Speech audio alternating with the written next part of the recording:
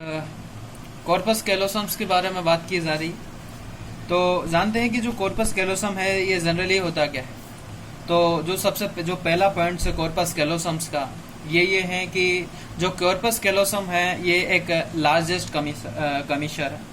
कमीशर का मतलब जनरली यही होता है कि कोई भी किसी भी तरह का जो संयोजी का और जो सहयोग होता है हमारा ब्रेन का, वो उसका एक लार्जेस्ट कमीशन है।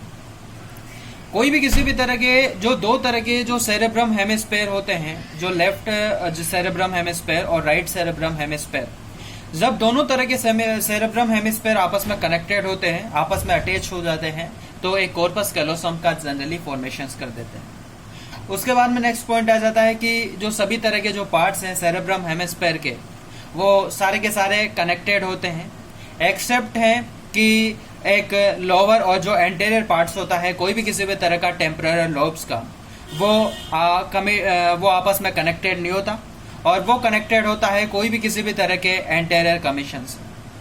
पार्ट्स के केस की अगर जभी भी बात की जाए तो जनरली जो कॉर्पस कैलोसम के अंदर जनरली पढ़ा जाता है कि हम जनरली 4 तरह के पार्ट्स के बारे में बात करते हैं। सबसे अगर सिंपलेस्ट और सबसे जो फर्स्ट पार्ट्स की अगर बात की जाए, दैट कैन बी जेनू के बारे में बात की जाती है। अगर जेनू के बारे में जब भी बात करें तो जेनू एक आगे की तरफ पार्ट्स होता है, एक एंटीरियर एंड्स पे जनरली प्रेजेंट हो जाता है। और सेकंड पॉइंट ये है जेनू का कि ये कोई भी किसी भी तरह का जो हमारे फ्रंटल लोब्स है, इस फ्रंटल लोब से जो 4 सेंटीमीटर जनरली बिहाइंड्स में प्रेजेंट होता है। सेकंड पार्ट्स की अगर जभी भी बात करें तो सेकंड पार्ट होता है that can be rostrum. Rostrum के केस की अगर जभी भी बात करते हैं तो रोस्ट्रम क्या हो जाता है कि जो जेनू है, इस जेनू से एक डाउनवर्ड्स नीचे की तरफ और बैकवर्ड्स पीछे की तरफ प्रेजेंट हो जाता है।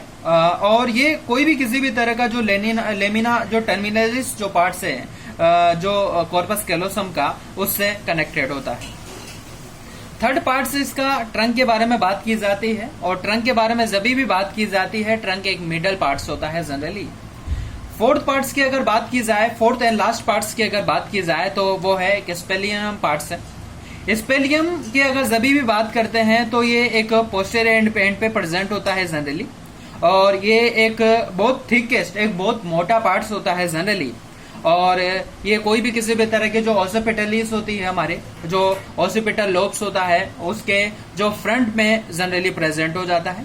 अगर सिंपल शब्दों के अंदर कहा जाए तो सिंपल ये है कि हमारी जो सेरेबेलम है वो सेरेबेलम के अंदर जनरली प्रेजेंट होता है।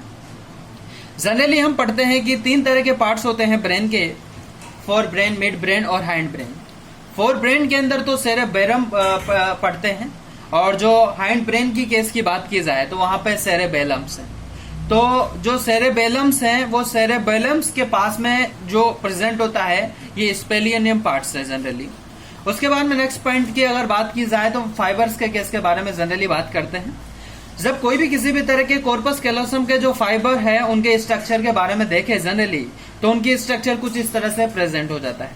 यहाँ पे 2 तरह के फोर्स जनरली प्रेजेंट हो जाते हैं। ऊपर की अगर बात की जाए तो ऊपर की तरफ जो फोर्स माइनर प्रेजेंट होता है, और नीचे की अगर बात की जाए तो वहां पे एक फोर्स मेजर जनरली प्रेजेंट हो जाता है। अगर इस स्ट्रक्चर की अगर जभी भी बात की जाती है, ये कोरोना रेडिएटा जनरली स्ट्रक्चर बोला जाता है इसको, और ये जो बीच वाला स्ट्रक्चर है ये हमारे बॉडी है। तो कॉर्पस कैलोसम का ये जनरली जो है ये एक फंक्शनल पार्ट्स है।